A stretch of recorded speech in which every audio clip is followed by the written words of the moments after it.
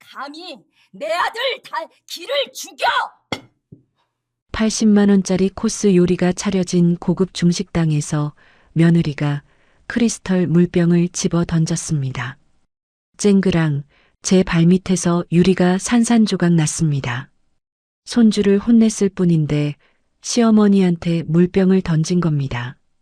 하지만 며느리는 모르는 게 있었습니다.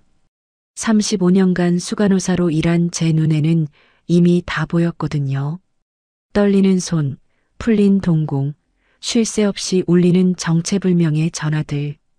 저 여자가 숨기고 있는 건 단순한 성격 문제가 아니었습니다. 사연 시작 전 구독과 좋아요를 눌러주시면 그곳에 축복이 가득하시기를 바라겠습니다. 안녕하세요. 저는 올해 68살 박말순이라고 합니다. 종합병원에서 수간호사로 35년을 일하다가 은퇴했고 지금은 남편이 남겨준 조그만 상가 건물을 관리하며 살고 있어요. 자식이라고는 아들 하나뿐인데 그 아들 때문에 제 인생이 완전히 뒤집어지는 일을 겪었습니다. 저는 68회를 살면서 쎄한 느낌이 틀린 적이 단 한 번도 없었습니다. 병원에서 수천 명의 환자를 돌보면서 사람의 안색만 봐도 어디가 아픈지 무슨 생각을 하는지 대충 알아챌 수 있게 되었거든요. 환자가 웃으면서 괜찮다고 해도 눈빛이 흔들리면 바로 알아챘습니다.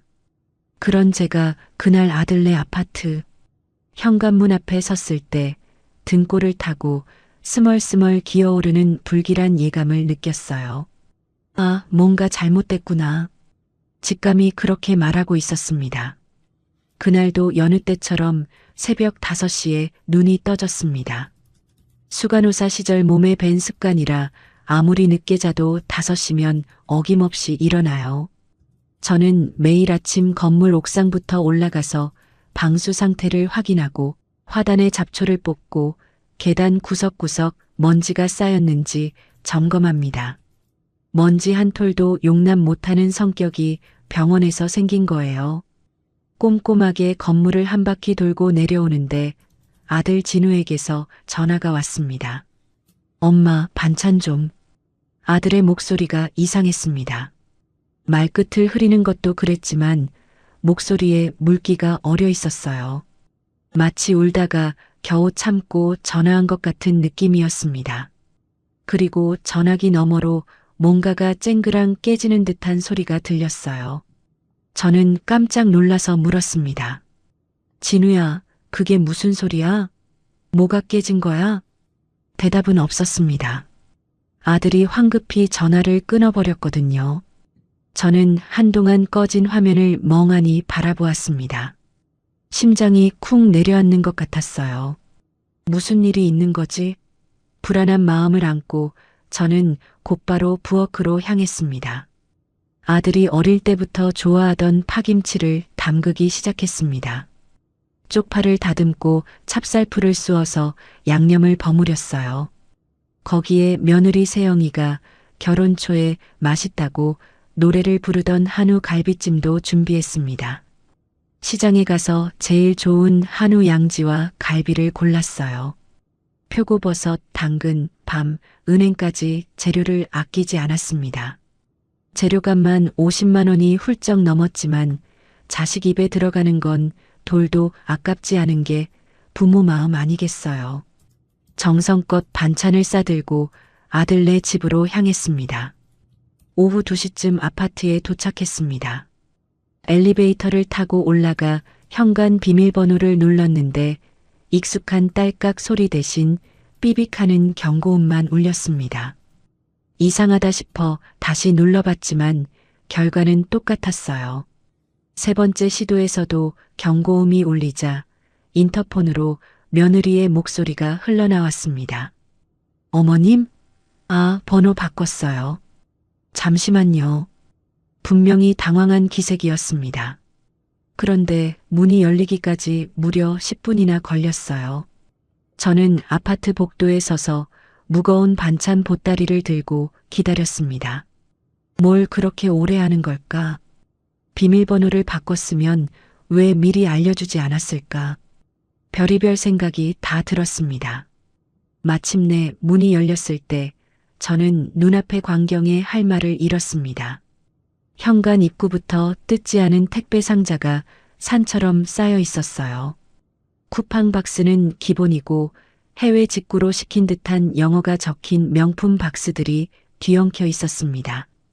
상자들이 너무 많아서 신발 벗을 곳조차 마땅치 않았어요. 저는 겨우 발 하나 들여놓을 공간을 만들어 신발을 벗었습니다. 집안에서 풍기는 냄새도 심상치 않았습니다. 고급 디퓨저 향기가 코끝을 스쳤지만 그 아래로 숨겨진 퀴퀴한 곰팡이 냄새와 뭔가 쉰 듯한 비릿한 냄새가 느껴졌어요. 며느리의 모습은 더욱 충격적이었습니다. 시계를 보니 오후 2시인데 며느리는 실크 잠옷 바람이었어요. 그런데 얼굴에는 풀 메이크업을 하고 있었습니다. 아이라인에 립스틱까지 완벽하게요. 잠옷에 풀 화장이라니 뭔가 앞뒤가 맞지 않았습니다. 저를 맞이하며 웃는 얼굴을 보는 순간 35년 경력의 수간호사로서 본능이 발동했습니다. 며느리의 눈동자가 살짝 풀려 있었어요. 초점이 흐릿하고 동공이 평소보다 커져 있었습니다. 그리고 손이 미세하게 떨리고 있었어요. 이건 단순한 피로가 아니었습니다. 뭔가 약을 먹었거나 아니면 술을 마셨거나. 저는 조심스럽게 물었습니다. 세영아, 어디 아프니?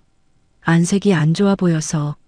며느리는 눈을 피하며 횡설수설했습니다. 아니에요, 어머님. 요즘 투자 분석하느라 밤을 새워서 그래요. 좀 피곤해서 그런 거예요. 거짓말이었습니다. 저는 수십 년간 환자들의 거짓말을 들어왔기 때문에 금방 알아챌 수 있었어요. 하지만 더 캐묻지 않고 반찬을 들고 부엌으로 향했습니다. 냉장고 문을 열었을 때 저는 또 한 번 멈칫할 수밖에 없었습니다. 냉장고 안에는 먹다 남은 배달 음식 쓰레기가 가득했어요. 플라스틱 용기에 담긴 찌개가 곰팡이가 피어 있었고 구석에는 손주 민호 이유식 재료였던 것으로 보이는 채소가 검게 물러 있었습니다. 그 사이로 유통기한이 한참 지난 고급 캐비어 통이 굴러다녔어요. 비싼 건 사놓고 관리는 전혀 안 하는 거였습니다. 저는 한숨을 삼키며 반찬을 넣었습니다. 손주 민호의 방을 들여다보았습니다. 8살 된 민호가 최고급 게이밍 컴퓨터 앞에 앉아 있었어요. 화면에는 뭔가 번쩍번쩍하는 게임이 돌아가고 있었습니다. 할머니가 왔는데도 아이는 고개조차 돌리지 않았어요. 커다란 헤드셋을 끼고 모니터만 노려보면서 소리를 질렀습니다. 아, 죽여버려. 킬각인데. 이병신아. 저는 귀를 의심했습니다. 8살짜리 아이 입에서 어떻게 저런 말이 나올 수 있는 거죠? 차마 입에 담지 못할 욕설이 거침없이 쏟아져 나왔어요. 저도 모르게 방문 손잡이를 꽉 움켜쥐었습니다. 가슴이 철렁 내려앉았고 얼굴이 화끈 달아올랐습니다. 거실로 돌아와 며느리에게 물었습니다. 세영아, 민호가 저런 말을 어디서 배운 거니? 게임을 너무 많이 하는 거 아니야? 며느리는 시큰둥하게 대답했습니다. 아, 민호요? 요즘 영어 유치원 숙제 스트레스 푸는 중이에요. 요즘 애들 다 그래요, 어머님. 그 말투에는 귀찮다는 기색이 역력했습니다. 마치 왜 쓸데없는 참견을 하느냐는 듯한 표정이었어요. 저는 속으로 한숨을 삼켰습니다. 그때 며느리의 휴대전화가 요란하게 울렸습니다. 화면에 김전무라는 이름이 떴어요. 며느리는 전화기를 보더니 얼굴이 굳어졌습니다. 안절부절 못하며 거절 버튼을 눌렀어요. 잠시 후 또 전화가 왔습니다.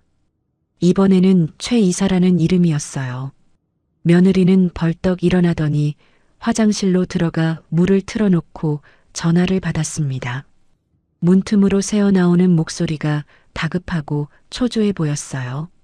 무슨 말인지는 정확히 들리지 않았지만 며느리가 뭔가를 사정하는 듯한 어조였습니다.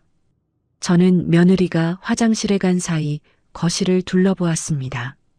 장식장 안에 로얄 살루트 병이 여러 개 놓여 있었어요.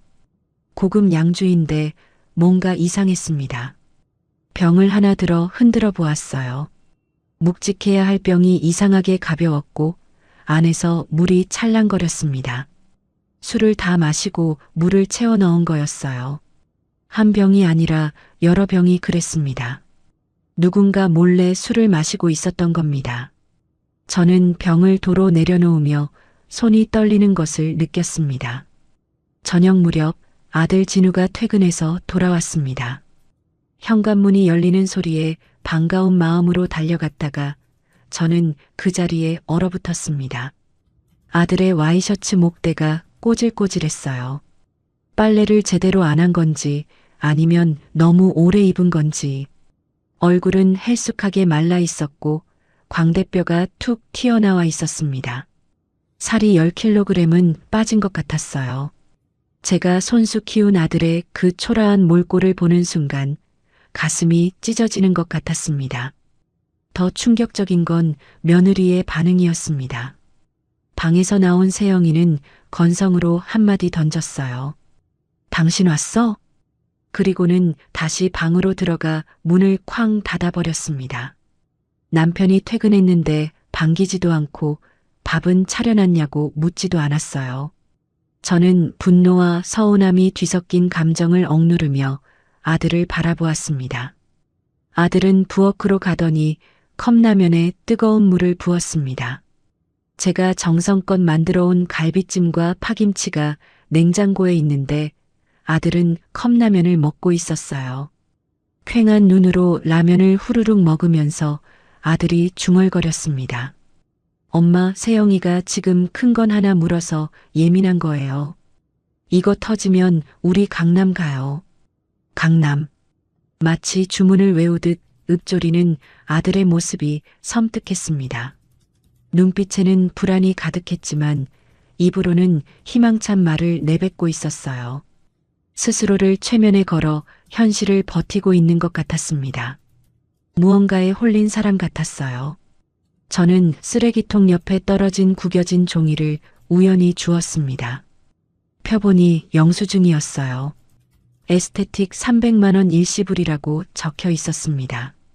아들은 컵라면으로 끼니를 때우는데 며느리는 300만 원짜리 피부 관리를 받고 있었던 겁니다. 손이 부들부들 떨렸습니다. 이를 악물어야 했어요. 여기서 폭발하면 안 된다고 스스로를 다독였습니다. 저녁을 같이 먹자고 제안하자 며느리가 방에서 나왔습니다. 귀찮다는 표정을 숨기지도 않으면서 말했어요. 어머님, 집에서 뭘 해 드셔요? 나가서 드시죠. 제가 아는 5성급 호텔 뷔페가 있는데 거기 음식이 기가 막혀요. 허세가 하늘을 찔렀습니다. 저는 속으로 코웃음을 쳤지만 겉으로는 알겠다고 대답했습니다. 이 집에 무슨 일이 벌어지고 있는지 더 지켜봐야 했으니까요. 아직은 참아야 할 때였습니다. 집으로 돌아오는 버스 안에서 저는 창밖을 멍하니 바라보았습니다. 머릿속이 복잡했어요. 며느리의 풀린 눈동자, 떨리는 손, 물로 채워진 양주병, 수상한 전화들, 욕설을 내뱉는 손주, 컵라면을 먹는 아들의 퀭한 얼굴. 모든 장면이 머릿속에서 맴돌았습니다. 그날 밤 저는 잠을 이루지 못했습니다. 침대에 누워도 눈이 말똥말똥했어요. 결국 일어나 수첩을 꺼냈습니다. 병원에서 환자 상태를 기록하던 습관대로 하나하나 적어 내려갔습니다. 며느리의 손떨림, 눈동자 풀림, 잦은 전화, 낯술 흔적, 아들의 야윈 모습, 손주의 폭력성. 이것은 단순한 성격 문제가 아니었습니다. 제 코끝에는 분명히 뭔가 썩어가는 냄새, 범죄의 냄새가 맡아졌어요. 창밖으로 동이 트기 시작했습니다. 새로운 하루가 밝아오고 있었지만 제 마음속에는 검은 폭풍이 몰려오고 있었습니다. 그리고 그 폭풍의 시작은 제가 아직 알지 못하는 끔찍한 사건으로 이어질 예정이었습니다. 며느리가 예약했다는 식당은 강남의 고급 중식당이었습니다. 입구부터 붉은 비단과 금박 장식이 번쩍거렸어요. 종업원이 허리를 90도로 숙이며 우리를 안내했습니다. 개인실로 들어가니 원목 테이블 위에 도자기 식기가 가지런히 놓여 있었어요. 벽에는 중국 산수화가 걸려 있고 은은한 향이 피워져 있었습니다. 저는 속으로 생각했습니다. 도대체 여기 밥 한 끼가 얼마길래 이렇게 호들갑인가. 메뉴판을 펼쳐보는 순간 눈이 휘둥그레졌습니다. 가장 싼 요리가 8만 원이었어요. 코스 요리는 1인당 20만 원이 넘었습니다. 저는 메뉴판을 덮으며 세영이에게 말했습니다. 세영아, 여기 너무 비싸다. 그냥 근처 백반집 가자. 그러자 세영이가 피식 웃으며 대답했어요. 어머님, 뭘 그러세요? 오늘은 제가 모신 거니까 비싼 거 드셔야죠. 아, 물론 어머님이 계산하시는 거지만요. 그 말투에 뻔뻔함이 묻어났습니다. 저를 비웃는 듯한 미소가 얼굴에 번져 있었어요. 저는 할 말을 잃었습니다. 세영이는 제 대답도 기다리지 않고 종업원을 불러 가장 비싼 코스 요리를 4명분 시켰습니다. 1인당 20만 원짜리요. 80만 원이 순식간에 날아가는 거였습니다. 아들 진우는 아내 눈치만 보며 고개를 숙이고 있었어요. 저는 속이 부글부글 끓어올랐지만 꾹 참았습니다. 오늘은 손주 민호랑 밥이라도 같이 먹자는 생각으로 왔으니까요. 음식이 나오기 전에 종업원이 물을 따라 주었습니다. 크리스털 물컵에 레몬 조각이 동동 떠 있는 고급스러운 물이었어요. 민호가 한 모금 마시더니 인상을 찡그렸습니다. 코를 킁킁거리며 컵을 탁 내려놓았어요. 엄마, 이 물 이상해. 수돗물 냄새나. 세영이가 종업원을 쏘아보며 날카롭게 말했습니다. 여기 물 뭐 쓰는 거예요? 우리 아들이 예민한 애라서요. 에비앙으로 바꿔주세요. 종업원이 고개를 숙이며 물을 바꿔왔습니다. 수입 생수병을 직접 들고 와서 따라 주었어요. 그런데 민호는 그것도 마음에 안 드는지 컵을 밀어내며 투덜거렸습니다. 이것도 맛없어. 우리 집 정수기 물이 더 맛있어. 저는 민호에게 부드럽게 타일렀습니다. 아이니까요. 부드럽게 가르쳐주면 된다고 생각했어요. 민호야, 물은 다 비슷해. 그냥 마셔. 배고프면 물이라도 마셔야지. 그 순간 민호의 눈빛이 싸늘하게 변했습니다. 8살 아이의 눈이라고 믿기 어려울 정도로 차가운 눈빛이었어요. 마치 벌레를 보듯 저를 쳐다보더니 입을 삐죽거리며 말했습니다. 할머니가 뭔데 나한테 이래라 저래라야. 엄마가 그랬어. 돈 내는 사람이 왕이래. 할머니는 왕 아니잖아. 저는 귀를 의심했습니다. 8살짜리 아이가 할머니한테 하는 말이 아니었어요. 가슴이 철렁 내려앉았습니다. 하지만 저는 참았습니다. 아이니까요. 잘못 배운 거니까 고쳐주면 된다고 생각했어요. 세영이는 아들 편을 들며 킥킥 웃기만 했습니다. 남편 진우는 눈치만 보며 아무 말도 하지 않았어요. 코스 요리가 차례로 나왔습니다.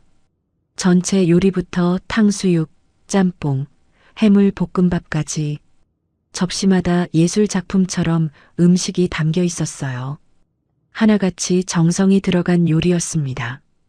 그런데 민호는 젓가락으로 음식을 휘젓기만 할 뿐 입에 대지 않았습니다. 탕수육 위에 뿌려진 소스를 젓가락으로 쿡쿡 찔러 흩뜨리더니 말했어요. 이거 맛없어. 피자 사줘. 여기 피자 없어? 저는 참다 못해 입을 열었습니다. 민호야, 주는 대로 먹어라. 이 음식 만드느라 주방 아저씨들이 얼마나 힘들었겠니? 농부들이 힘들게 키운 재료야. 민호가 비웃는 듯한 표정을 지었습니다. 코웃음을 치며 말했어요. 할머니네 집은 이런 거 먹어? 우리 집은 유기농만 먹거든. 이건 쌈 맛나. 냄새도 이상해. 그 순간 제 안에서 뭔가가 끊어지는 소리가 들렸습니다. 35년간 병원에서 별별 환자를 다 상대하면서도 이렇게 화가 치민 적은 없었어요. 저는 민호의 손에 들린 스마트폰을 빼앗으려고 손을 뻗었습니다. 밥 먹으면서 게임하지 말라고 한마디 하려던 거였어요. 민호야, 밥 먹을 때는 전화기 내려놔. 그 순간이었습니다. 민호가 악을 쓰며 소리쳤어요. 얼굴이 빨갛게 달아올라 있었습니다. 내 거야. 만지지 마. 그리고 손에 들고 있던 크리스털 물컵을 저한테 전력으로 집어던졌습니다. 퍽! 둔탁한 소리와 함께 물컵이 제 가슴팍을 강타했습니다. 쇄골 바로 아래를 정통으로 맞았어요. 순간 숨이 턱 막혔습니다. 얼음물이 온몸에 쏟아졌어요. 블라우스가 홀딱 젖었고 차가운 물이 살을 파고들었습니다. 물컵은 제 몸에 맞고 바닥으로 떨어져 산산조각이 났습니다. 유리 파편이 사방으로 흩어졌어요. 식당 안이 순간 조용해졌습니다. 옆 테이블 손님들의 시선이 일제히 쏠렸어요. 수군거리는 소리가 들렸습니다. 얼굴이 화끈거렸습니다. 수치스럽고 분했어요. 저는 너무 놀라서 몇 초간 멍하니 앉아 있었습니다. 그러다 정신이 번쩍 들었어요. 8살짜리가 어른한테 물컵을 던지다니. 이건 장난이 아니었습니다. 저는 벌떡 일어나 민호에게 다가갔습니다. 온몸이 부들부들 떨렸어요. 그리고 반사적으로 민호의 등짝을 찰싹 때렸습니다. 이놈아, 어른한테 이게 무슨 짓이야? 어디서 이런 못된 버릇을 배웠어? 민호가 울음을 터뜨렸습니다. 그 소리가 채 끝나기도 전에 방문이 벌컥 열렸어요. 화장실에 갔던 세영이가 달려들어왔습니다. 하이힐 소리가 쿵쿵 울렸어요. 어머님, 지금 뭐 하시는 거예요? 미쳤어요? 우리 귀한 아들을 때려요? 세영이의 눈이 뒤집혀 있었습니다. 핏발이 선 눈으로 저를 노려보더니 식탁으로 성큼성큼 다가왔어요. 그리고 테이블 위에 있던 묵직한 크리스털 물병을 양손으로 번쩍 들어 올렸습니다. 물이 찰랑거렸어요. 감히 내 아들 귀를 죽여. 세영이가 물병을 제 발밑으로 내동댕이 쳤습니다. 쨍그랑 귀를 찢는 소리와 함께 물병이 산산조각 났어요. 유리 파편이 사방으로 튀었습니다. 날카로운 파편 하나가 제 발목을 깊게 그었어요. 순간 뜨거운 통증이 밀려왔습니다. 마치 칼로 베인 것 같았어요. 고개를 숙여보니 흰 양말이 순식간에 검붉게 물들고 있었습니다. 피가 흘러내리고 있었어요. 상처가 깊었습니다. 구두 안으로 피가 스며드는 게 느껴졌어요. 어머니, 아들 진우가 벌떡 일어났습니다. 저는 속으로 기대했어요. 아들이 달려와서 피 흘리는 어미를 부축해 줄 거라고요. 38년간 키운 아들이니까요. 하지만 진우가 향한 곳은 제가 아니었습니다. 진우는 씩씩거리는 세영이에게 달려가 그녀를 붙잡았어요. 세영아, 진정해. 너 손 다쳐. 괜찮아? 저는 믿을 수가 없었습니다. 피를 흘리는 건 저인데 아들은 며느리 손이 다쳤을까 걱정하고 있었어요. 세상이 무너지는 것 같았습니다. 가슴에 대못이 박히는 것 같았어요. 세영이가 가슴을 움켜쥐며 헐떡거렸습니다. 당신 엄마가 애를 학대하잖아. 나 지금 심장이 벌렁거려서 숨을 못 쉬겠어. 어지러워. 과호흡하는 척 연기를 하며 휘청거렸어요. 저는 한눈에 알아볼 수 있었습니다. 연기라는 걸요. 35년간 수천 명의 환자를 본 저한테 저런 어설픈 연기가 통할 리 없었어요. 하지만 진우는 믿었습니다. 아내를 부축하며 의자에 앉혔어요. 그러고는 저를 돌아보며 소리쳤습니다. 눈에 핏발이 서 있었어요. 엄마가 좀 참지 그랬어요. 세영이 지금 투자 스트레스 때문에 신경쇠약이라고요. 왜 애를 때려서 일을 키워요?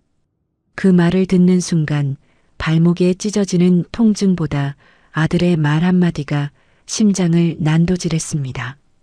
38년간 키운 아들이었습니다. 새벽마다 분유 타서 먹이고 밤새 열 내릴 때 이마에 물수건 얹어주고 학비 벌려고 야간 근무도 마다 않았어요. 손가락이 부르트도록 돈을 벌어서 대학까지 보냈습니다. 그렇게 키운 아들이 피 흘리는 어미 대신 며느리 편을 드는 거였어요. 눈앞이 캄캄해졌습니다. 저는 아무 말도 하지 않았습니다. 말이 나오지 않았어요. 젖은 블라우스를 여미고 피 묻은 발을 질질 끌며 식당을 나왔습니다. 뒤에서 세영이의 악다구니가 들렸어요. 어머님, 계산은 하고 가셔야죠. 80만 원이에요. 저는 뒤도 돌아보지 않았습니다. 지갑에서 카드를 꺼내 카운터에 내려놓고 식당을 빠져나왔어요. 밖으로 나오니 찬바람이 젖은 옷을 파고들었습니다. 온몸이 으슬으슬 떨렸어요. 집에 돌아와 소파에 털썩 주저앉았습니다. 그제야 눈물이 쏟아졌어요. 억울하고 분하고 서러웠습니다. 하지만 울면서도 머릿속은 차갑게 돌아가고 있었습니다. 이건 단순히 버릇없는 며느리 문제가 아니었어요. 세영이의 눈빛은 광기에 가까웠습니다. 그리고 제 아들은 완전히 세뇌당해 있었어요. 무언가가 저 집안을 갉아먹고 있었습니다. 피 묻은 양말을 벗으며 저는 중얼거렸습니다. 그래, 이제 내 아들이 아니다. 저놈은 뭔가에 홀렸어. 내가 직접 밝혀내야겠다. 구급상자를 꺼내 상처를 소독했습니다. 소독약이 상처에 스며들 때 신음이 새어나왔지만 꾹 참았어요. 수간호사 시절 익힌 솜씨로 능숙하게 붕대를 감았습니다. 발목을 동여매면서 저는 옛날 전화번호부를 꺼냈습니다. 곽 형사. 수간호사 시절 칼에 찔려 입원했던 형사였어요. 제가 정성껏 간호해서 누님 소리 듣던 사람이었죠. 지금은 탐정사무소를 한다고 들었습니다. 내일 당장 연락해야겠다고 생각했습니다. 더 이상 참고 기다리는 어머니로 살지 않을 거예요. 내 아들을 구하기 위해서라면 무슨 일이든 하겠다고 다짐했습니다. 이제 전쟁이 시작되는 거였어요. 그날 밤 저는 잠을 이루지 못했습니다. 발목 상처가 욱신거렸지만 병원에 갈 생각은 없었어요. 수간호사로 35년을 일했으니 이 정도 상처는 혼자 치료할 수 있었습니다. 구급상자를 꺼내 소독약을 상처에 부었어요. 따끔거리는 통증에 이를 악물었지만 신음 한 번 내지 않았습니다. 거즈로 상처를 덮고 붕대를 감았어요. 손이 떨렸지만 능숙하게 마무리했습니다. 발목보다 가슴이 더 아팠으니까요. 살점이 찢어지는 고통보다 아들의 배신이 더 쓰라렸습니다. 38년을 키운 아들이 피 흘리는 어미 대신 며느리에게 달려갔다는 사실이 자꾸만 떠올랐어요. 새벽 3시가 넘었는데도 눈이 말똥말똥했습니다. 침대에 누워도 천장만 멍하니 바라보게 되었어요. 어둠 속에서 며느리가 물병을 던지던 장면이 계속 재생되었습니다. 크리스털 물병이 산산조각 나며 파편이 튀던 그 순간 아들이 저 대신 며느리에게 달려가던 모습도요. 잠이 올 리가 없었습니다. 결국 일어나 거실로 나왔어요. 장롱 깊숙이 넣어둔 앨범을 꺼냈습니다. 먼지가 뽀얗게 쌓인 앨범을 털어내고 한 장씩 넘겼어요. 희미한 조명 아래서 낡은 사진들이 눈에 들어왔습니다. 진우의 어린 시절 사진이 나왔어요. 돌잔치 때 찍은 사진에서 아이는 떡을 움켜쥐고 해맑게 웃고 있었습니다. 볼이 통통하고 눈이 초롱초롱했어요. 유치원 졸업식 사진, 초등학교 입학식 사진. 교복이 커서 어깨가 축 처진 채로 환하게 웃는 아이의 얼굴을 보니 눈물이 핑 돌았습니다. 이 아이가 어쩌다 저렇게 됐을까? 피 흘리는 어미 대신 며느리 편을 들던 그 사람이 정말 내 아들이 맞나 싶었어요. 자책이 밀려왔습니다. 내가 뭘 잘못했을까? 너무 바쁘게 살았나? 병원 야간 근무하느라 아이한테 정을 못 줬나? 남편이 일찍 세상을 떠나서 홀로 아이를 키우느라 허덕였던 시절이 떠올랐어요. 새벽에 출근해서 밤늦게 퇴근하고 주말에도 당직을 서느라 아이 얼굴도 제대로 못 본 날들. 온갖 생각이 머릿속을 헤집었습니다. 하지만 곧 며느리 세영이의 그 풀린 눈동자가 떠올랐어요. 손이 떨리던 것, 물로 채워진 양주병, 쉴 새 없이 울리던 전화.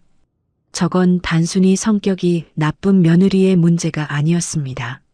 뭔가 더 큰 게 숨어 있었어요. 수간호사로 일하면서 수천 명의 환자를 봤습니다. 알코올 중독자, 약물 의존자, 도박 중독자. 그들의 증상을 저는 너무 잘 알고 있었어요. 세영이의 행동은 그들과 닮아 있었습니다. 저는 앨범을 덮고 수첩을 꺼냈습니다. 병원에서 환자 상태를 기록하던 습관이 있었거든요. 볼펜을 들고 며느리의 수상한 점들을 하나하나 적어 내려갔어요. 글씨가 삐뚤빼뚤했지만 멈추지 않았습니다. 하나, 손떨림과 동공 풀림. 약물이나 알코올 의존 의심. 둘, 잦은 전화. 김전무, 최 이사. 정체불명의 인물들. 셋, 물로 채워진 양주병. 낮술을 마시고 있었음. 넷, 뜯지 않은 택배 더미. 과소비 징후. 다섯, 아들의 야윈 모습. 컵라면으로 끼니를 때움. 여섯, 손주의 폭력성과 폐륜적 언행. 적어놓고 보니 이건 단순한 며느리 문제가 아니었어요. 범죄의 냄새가 났습니다. 저는 수첩을 덮으며 결심했어요. 더 이상 울고만 있을 때가 아니라고요. 감상적인 어머니 노릇은 이제 그만두기로 했습니다. 다음 날 아침 저는 동이 트자마자 일어나 아들네 아파트로 향했습니다. 하지만 집에 가려는 게 아니었어요. 아파트 지하 분리수거장으로 갔습니다. 쓰레기 속에 진실이 숨어 있을 거라고 생각했거든요. 고급 아파트라 외부인 출입이 까다로웠지만 저는 방법을 알고 있었습니다. 경비실 앞에서 경비원 아저씨를 만났어요. 예순이 넘어 보이는 분이었는데 평소 알던 얼굴이었습니다. 저는 미리 편의점에서 사온 바카스 한 박스를 건네며 말했습니다. 아저씨, 우리 며느리가 쓰레기를 험하게 버려서 민원이 들어왔다면서요? 제가 대신 정리하러 왔어요. 정말 죄송합니다. 경비원이 눈을 동그랗게 뜨더니 한숨을 쉬며 고개를 끄덕였습니다. 아이고, 그 집 며느님 말씀이시구나. 맞아요. 분리수거를 영 안 지켜서 다른 입주민들이 불만이 많아요. 음식물 쓰레기를 일반 쓰레기에 섞어서 버리질 않나, 재활용품을 아무렇게나 던져놓질 않나. 어휴, 고급 아파트에 사시는 분이 왜 그러시는지 모르겠어요. 경비원이 투덜거리며 분리수거장 문을 열어주었습니다. 저는 연신 고마움을 표하고 안으로 들어갔어요. 코를 찌르는 악취가 진동했습니다. 온갖 쓰레기 냄새가 뒤섞여 숨이 막힐 지경이었어요. 여름철이라 더 심했습니다. 하지만 개의치 않았어요. 35년간 병원에서 온갖 냄새를 맡아왔으니 이 정도는 견딜 수 있었습니다. 아들네 집 쓰레기 봉투를 찾는 게 우선이었어요. 각 호수별로 구역이 나뉘어 있었습니다. 저는 진운의 호수를 확인하고 해당 구역의 봉투들을 뒤졌어요. 손에 비닐장갑을 끼고 봉투를 하나씩 열어보았습니다. 역한 냄새가 코를 찔렀지만 참았어요. 그리고 마침내 뭔가를 발견했습니다. 찢어진 명함 조각이 나왔어요. 여러 조각을 맞춰보니 대부업체 명함이었습니다. J캐피탈이라는 이름과 전화번호가 적혀 있었어요. 그리고 독촉장 봉투도 있었습니다. 내용물은 없었지만 봉투에 찍힌 빨간 도장이 선명했어요. 심장이 쿵쾅거렸습니다. 더 뒤지자 수면 유도제 빈통이 여러 개 나왔어요. 5개, 6개, 7개. 처방전 없이 살 수 있는 약이 아니었습니다. 그리고 편의점 영수증 더미도 발견했어요. 영수증을 훑어보니 기프트 카드 구매 내역이 빼곡했습니다. 하루에 50만 원, 100만 원씩 긁은 날도 있었어요. 이건 정상적인 소비가 아니었습니다. 저는 증거물들을 비닐봉지에 담아 가방에 넣었습니다. 손이 떨렸지만 마음은 오히려 차분해졌어요. 이제 뭔가 잡히기 시작했으니까요. 쓰레기 더미 속에서 건져 올린 이 종이 조각들이 며느리의 가면을 벗기는 열쇠가 될 거라는 확신이 들었습니다. 집으로 돌아와 씻고 나서 오래된 전화번호부를 꺼냈습니다.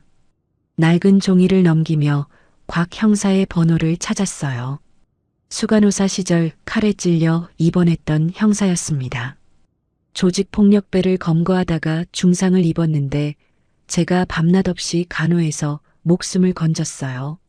한 달 넘게 병실을 지키며 상처를 소독하고 붕대를 갈아주었습니다. 그 뒤로 저를 누님이라고 불렀어요. 지금은 퇴직하고 탐정사무소를 운영한다고 들었습니다. 전화를 걸었습니다. 신호음이 3번 울리고 굵직한 목소리가 들렸어요. 여보세요? 나야, 박말순. 기억나? 잠시 침묵이 흐르더니 반가운 목소리가 터져 나왔습니다. 아이고, 누님. 이게 얼마만이에요? 목소리 듣고 반갑네요. 무슨 일이세요? 저는 단도직입적으로 말했습니다. 사람 하나 뒷조사 좀 해줘. 아주 샅샅이. 곽 형사가 진지한 목소리로 물었어요. 누군데요? 내 며느리. 이세영, 89년생. 여자의 과거부터 현재까지 돈의 흐름, 그리고 내 아들한테 뭘 먹였길래 저러는지까지 다 파줘. 약속 장소는 허름한 순대 국밥집으로 정했어요. 점심때 도착하니 곽 형사가 먼저 와 있었습니다. 60 중반의 나이에도 체격이 다부졌어요. 어깨가 넓고 눈빛이 날카로웠습니다. 저를 보더니 벌떡 일어났어요. 그러다 제 발목에 감긴 붕대를 보고 눈이 커졌습니다. 누님, 그 발 왜 그래요? 누가 이랬습니까? 담가버릴까요? 농담 반 진담 반인 말투였습니다. 저는 손을 저으며 자리에 앉았어요. 앉아. 얘기가 길어. 저는 그동안 있었던 일을 처음부터 끝까지 설명했습니다. 곽 형사는 순대국밥을 먹으면서도 눈빛이 점점 날카로워졌어요. 이야기가 끝나자 젓가락을 내려놓으며 말했습니다. 누님, 이거 생각보다 사이즈가 크겠는데요. 냄새가 심하게 나요. 저는 누런 봉투를 테이블 위에 올려놓았습니다. 현금 500만 원이었어요. 착수금이야. 부족하면 더 줄게. 돈은 상관없어. 대신 아주 은밀하고 빠르고 잔인할 정도로 정확해야 해. 곽 형사가 봉투를 받아들며 고개를 끄덕였습니다. 일주일 안에 1차 보고 드리겠습니다. 누님. 믿고 기다리세요. 순대국밥집을 나오는데 휴대전화가 울렸습니다. 아들 진우였어요. 전화를 받으니 지친 목소리가 들렸습니다. 하지만 사과의 말은 없었어요. 엄마, 세영이 진정되면 그때 와요. 발목 병원비는 엄마 실비보험으로 처리해요. 저는 차갑게 대답했습니다. 그래, 알았다. 전화를 끊고 건물관리소장에게 연락했어요. 소장님, 혹시 내 건물 서류 누가 떼어간 적 있어요? 소장이 조심스럽게 대답했습니다. 지난달에 며느님이 등기부등본이랑 건축물 대장 떼어가셨는데요. 심장이 덜컥 내려앉았습니다. 세영이가 왜 내 건물 서류를 떼어간 걸까요? 불길한 예감이 온몸을 휘감았어요. 집에 돌아와 거울 앞에 섰습니다. 화장기 없는 얼굴에 주름이 깊게 패여 있었어요. 하지만 눈빛만큼은 흐리지 않았습니다. 오히려 젊었을 때보다 더 날카로워진 것 같았어요. 영양 크림을 바르며 중얼거렸습니다. 이제부터 나는 시어머니가 아니라 심판자다. 두고 보자, 이세영. 내가 무슨 짓을 했는지 반드시 밝혀내겠어. 창밖으로 해가 지고 있었습니다. 붉은 노을이 하늘을 물들이고 있었어요. 어둠이 밀려오고 있었지만 제 마음속에는 오히려 불이 활활 타오르고 있었습니다. 더 이상 당하고만 있지 않을 거예요. 내 아들을 구하기 위해서라면 무슨 일이든 할 각오가 되어 있었습니다. 전쟁의 서막이 올랐어요. 곽 형사에게 의뢰한 지 사흘째 되던 날이었습니다. 오전 10시쯤 전화가 왔어요. 곽 형사의 목소리는 평소와 달리 무거웠습니다. 누님, 사무실로 오실 수 있어요? 직접 보셔야 할 게 있습니다. 전화로는 말씀드리기 어려워요. 저는 곧바로 곽 형사의 탐정 사무소로 향했습니다. 낡은 오피스텔 3층에 자리 잡은 작은 사무실이었어요. 복도에는 담배 냄새가 배어 있었고 형광등이 깜빡거렸습니다. 페인트가 벗겨진 문을 열고 들어가니 곽 형사가 책상 위에 서류 뭉치를 펼쳐놓고 있었어요. 평소에 능글맞은 모습이 사라지고 진지한 얼굴이었습니다. 누님 앉으세요. 이거 생각보다 사이즈가 큰데요. 며느리가 아니라 사기꾼이랑 사돈 맺으셨네요. 곽 형사가 두꺼운 서류 뭉치를 제 앞으로 밀어주었습니다. 저는 떨리는 손으로 첫 번째 서류를 집어들었어요. 학력 조회 결과였습니다. 며느리 세영이가 자랑하던 명문대 경제학과 졸업장은 위조였어요. 실제로는 지방의 작은 전문대 피부미용과에 입학했다가 1년 만에 중퇴한 게 전부였습니다. 제가 알고 있던 것과 완전히 달랐어요. 결혼 전에 세영이는 분명히 명문대 졸업장을 보여줬었습니다. 액자에 넣어서 거실에 걸어두기까지 했어요. 금박으로 된 테두리에 학교 문장까지 선명했습니다. 그게 전부 가짜였던 겁니다. 이게 진짜예요? 정말 확실한 거예요? 네, 학교에 직접 확인했습니다. 이세영이라는 이름으로 졸업한 사람 없어요. 졸업장은 아주 정교하게 위조한 겁니다. 요즘 이런 거 전문으로 만들어주는 업자들이 있어요. 곽 형사가 다음 서류를 건넸습니다. 오래된 졸업 앨범 사진이었어요. 촌스러운 파마머리에 짙은 화장을 한 젊은 여자가 있었습니다. 눈썹을 너무 가늘게 밀었고 립스틱 색깔이 촌스러웠어요. 교복 대신 미용 실습복을 입고 있었습니다. 지금의 세련된 모습과는 전혀 달랐지만 눈매와 입모양은 분명히 세영이었습니다. 전문대 중퇴 후에 뭘 했는지 아세요? 곽 형사가 또 다른 서류를 펼쳤습니다.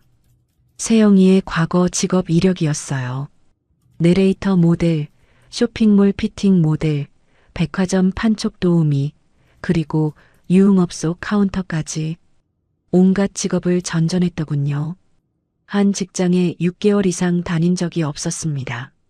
그러다가 31살의 직장인 동호회에서 제 아들 진우를 만났어요.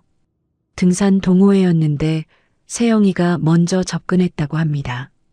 금수저 유학파 행세를 하며 작정하고 접근한 거였어요. 저는 서류를 내려놓으며 깊은 한숨을 내쉬었습니다. 분노보다는 허탈함이 먼저 밀려왔어요. 우리 아들이 이런 여자한테 속아서 결혼했다니. 그것도 7년이나요. 그동안 저는 며느리가 명문대 출신의 똑똑한 여자라고 믿어왔습니다. 투자 전문가라는 말도 그대로 믿었어요. 내가 얼마나 순진했던 건지. 더 있습니다, 누님. 곽 형사가 태블릿을 꺼내 사진을 보여주었어요. 세영이가 매일 출근한다던 여의도 투자자문 사무실 사진이었습니다. 그런데 이상했어요. 사진 속 건물에는 해당 회사 간판이 없었습니다. 이 주소로 가봤는데요. 그런 회사 없어요. 빈 사무실이었습니다. 건물 관리인한테 물어봤더니 3년째 공실이래요. 애초에 존재하지 않는 회사입니다. 그럼 세영이가 매일 어디로 간 거예요? 곽 형사가 다른 사진들을 넘겼습니다. 강남의 한 오피스텔 사진, 그리고 모텔촌 근처 카페 사진이 나왔어요. 세영이가 자주 드나드는 곳들이었습니다. 누님, 직접 확인하시겠어요? 오늘 미행 나갑니다. 저는 망설임 없이 고개를 끄덕였습니다. 내 눈으로 직접 봐야 했어요. 아무리 서류가 있어도 직접 보지 않으면 믿기 어려웠으니까요. 오후 1시 저는 곽 형사의 검은색 승용차 조수석에 앉았습니다. 선글라스를 끼고 야구 모자를 눌렀었어요. 다친 발목이 아직 욱신거렸지만 진통제를 삼키며 버텼습니다. 식은땀이 등줄기를 타고 흘렀지만 개의치 않았어요. 반드시 직접 확인해야 했습니다. 얼마 지나지 않아 세영이가 아파트에서 나왔습니다.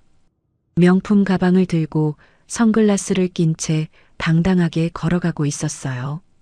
하이힐 소리가 또각또각 울렸습니다. 투자 전문가답게 세련된 옷차림이었어요. 하지만 이제 저는 알고 있었죠. 저게 전부 가면이라는 걸요. 곽 형사가 조심스럽게 차를 움직여 세영이를 따라갔습니다.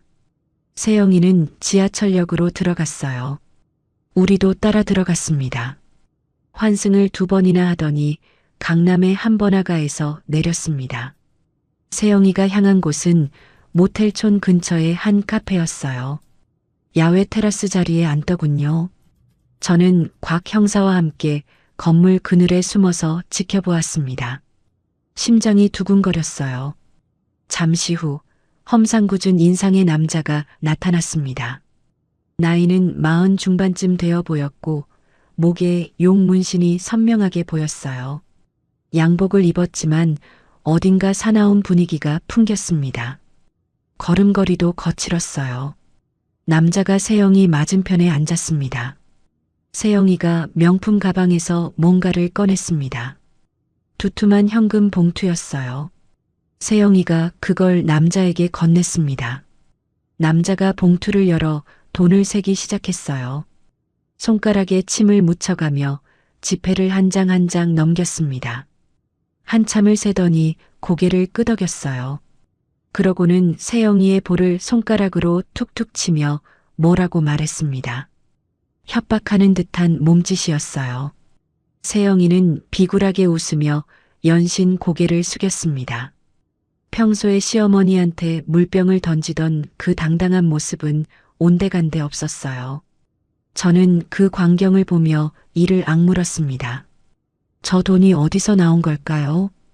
아들의 피 같은 월급인지 아니면 다른 곳에서 끌어온 건지 분노가 치밀어 올랐어요. 곽 형사가 카페 옆 테이블에 미리 설치해둔 소형 녹음기로 대화를 녹음하고 있었습니다.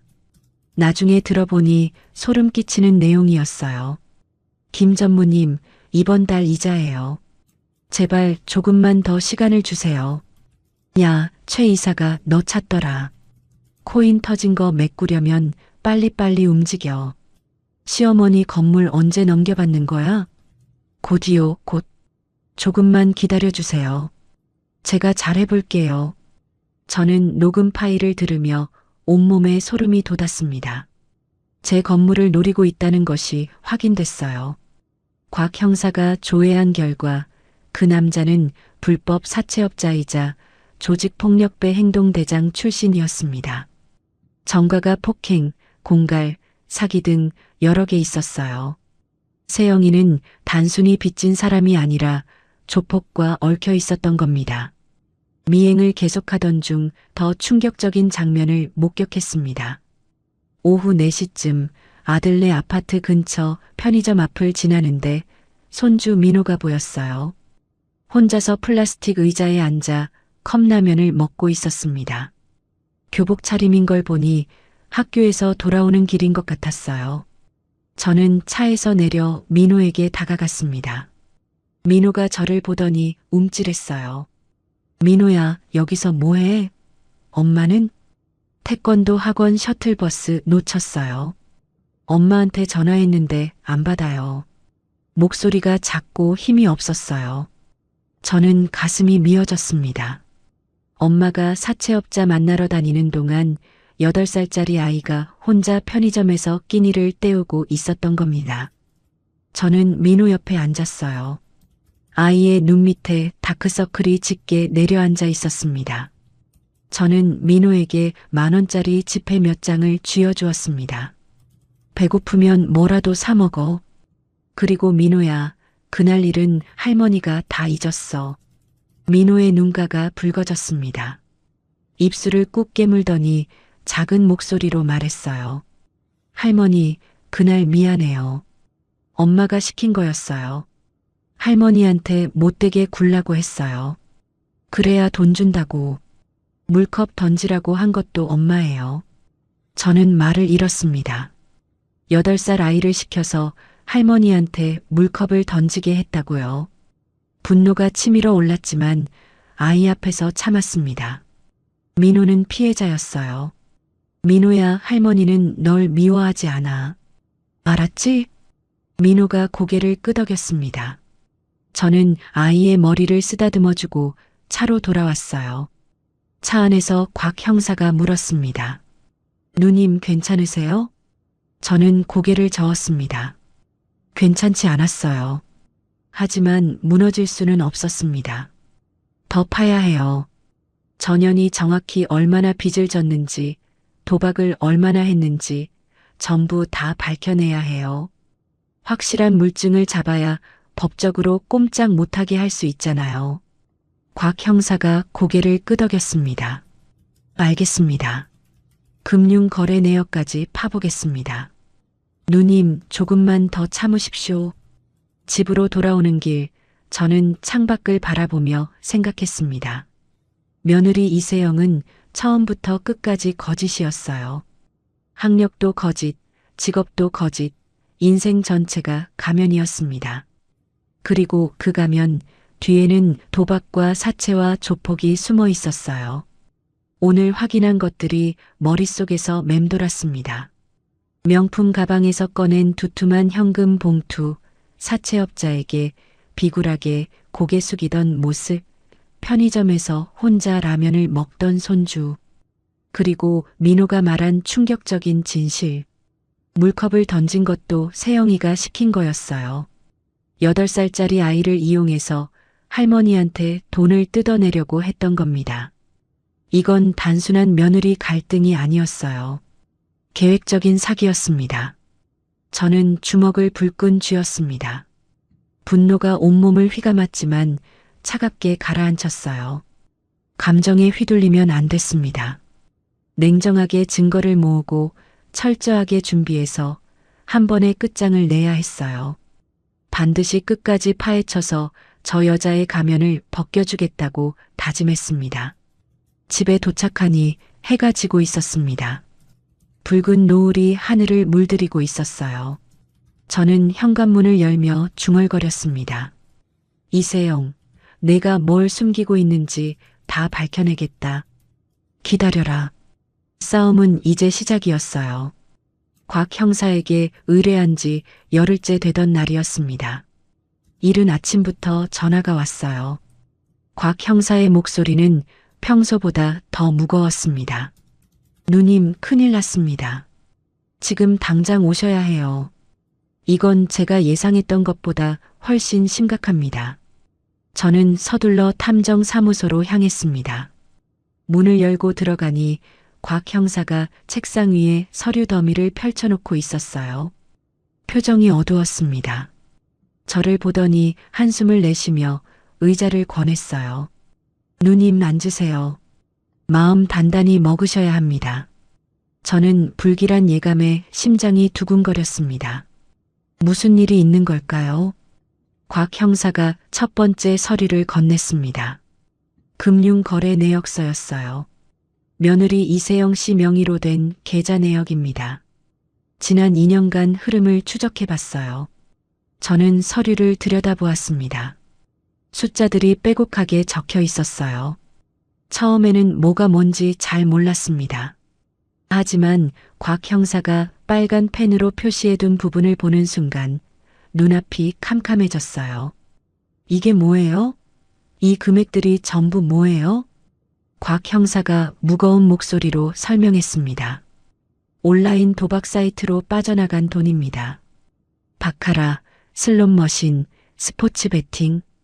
2년 동안 총 4억 원 넘게 도박에 쏟아부었어요. 4억 원이라는 말에 귀가 멍해졌습니다. 4억 원이요.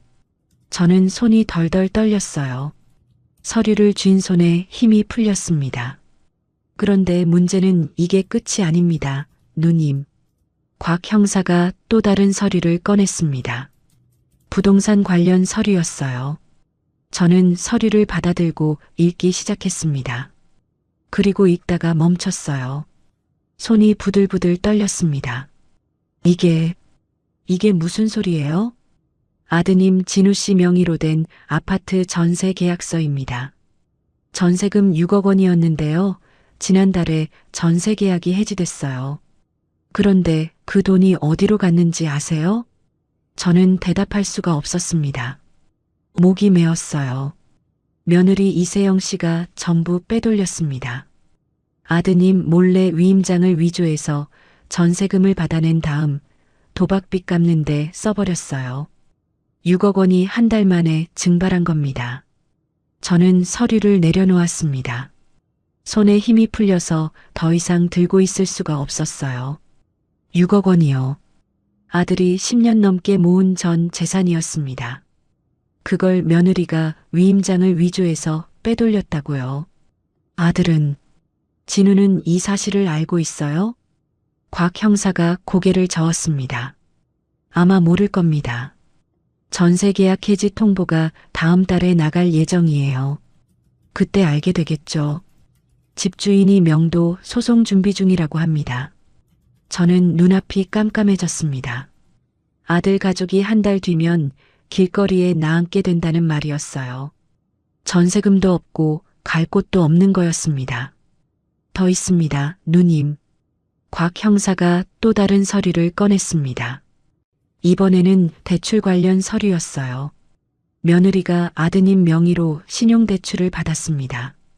2억 원이에요. 이것도 아드님 몰래 서류를 위조해서 받아낸 겁니다. 이미 연체가 시작됐고요. 저는 머리가 어지러웠습니다. 도박으로 4억 원을 날리고 전세금 6억 원을 빼돌리고 신용대출 2억 원까지 총 12억 원이 넘는 돈이 며느리 손에서 사라진 거였어요. 그것도 전부 아들 이름으로요. 그리고 이건 사채 빚입니다. 곽 형사가 마지막 서류를 건넸습니다. 사채업체에서 빌린 돈이 3억 원이었어요. 이자가 눈덩이처럼 불어나서 원금의 2배가 넘어가고 있었습니다. 총 빚이 얼마예요? 원금만 합쳐도 15억 원 이상입니다. 이자까지 포함하면 20억 원에 육박해요. 저는 한동안 아무 말도 할 수 없었습니다. 숨이 막혔어요. 20억 원이라니. 어떻게 한 사람이 이렇게 많은 빚을 질 수 있는 건지. 그것도 남편 몰래요. 곽 형사가 조심스럽게 말했습니다. 누님, 이건 단순한 사기가 아닙니다. 사문서 위조, 횡령, 배임. 형사고발 가능한 범죄예요.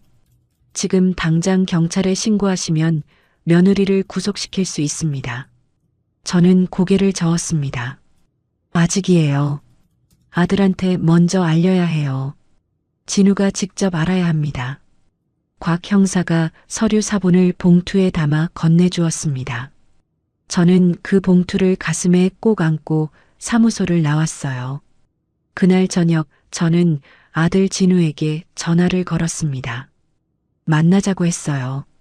아들은 처음에 망설였지만 제가 중요한 얘기가 있다고 하자 마지못해 승낙했습니다. 세영이 없이 둘이서만 만나기로 했어요. 다음 날 오후 2시 저는 집 근처 조용한 카페에서 아들을 기다렸습니다. 손에는 곽 형사가 준 봉투가 들려 있었어요. 심장이 쿵쾅거렸습니다. 이 서류를 보여주면 아들이 어떤 반응을 보일까요? 믿어줄까요? 아니면 또 며느리 편을 들까요? 진우가 카페 문을 열고 들어왔습니다. 얼굴이 더 야위어 있었어요. 광대뼈가 툭 튀어나왔고 눈 밑에 다크서클이 짙게 내려앉아 있었습니다. 저를 보더니 힘없이 자리에 앉았어요. 엄마, 무슨 일이에요? 바쁜데. 저는 봉투를 테이블 위에 올려놓았습니다. 진우야, 이거 봐라.